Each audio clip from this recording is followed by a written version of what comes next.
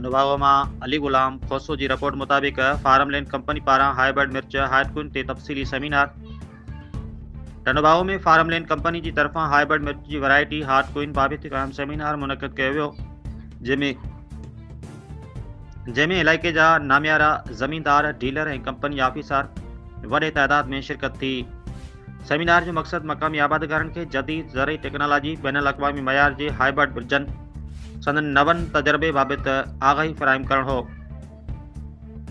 Seminar में ख़ासि शिरकत कंदड़नि में डीलर मोहम्मद सलीम दलवानी, सेल्समैन रिजवान वाला, कंपनी ओनर राव अनवार ऐं मार्केटिंग डायरेक्टर राव फ़हीम शामिल, जिन ज़मींदारनि खे तफ़सील सां हार्टकुइन मिर्चनि जी ख़ासियतुनि, पोखाई जे तरीक़नि ऐं इम्कानी मुनाफ़ा बख़्श नतीजनि बाबति ब्रीफिंग ॾिनी।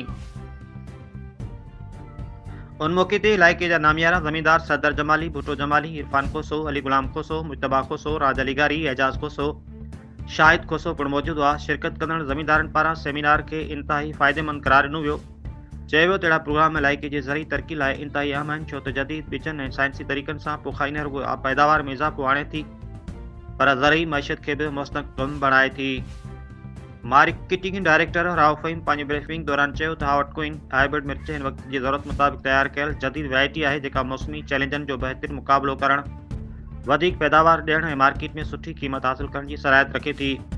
हुन ॿुधायो त कंपनी जो मक़सदु सिंध जे आबादकारनि खे आलमी मयार मुताबिक़ ज़रई मवाद मुहैया करणु आहे त जीअं हू घटि महिनत ऐं घटि ख़र्च सां वधीक मुनाफ़ो हासिल करे सघनि।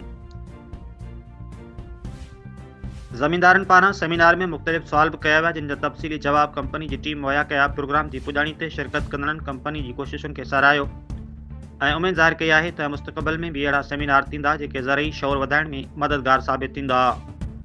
रिपोर्ट करे वियो आहे अली गुलाम खोसो। मरकज़ी media coordinator team human rights Pakistan, social media center Sindh.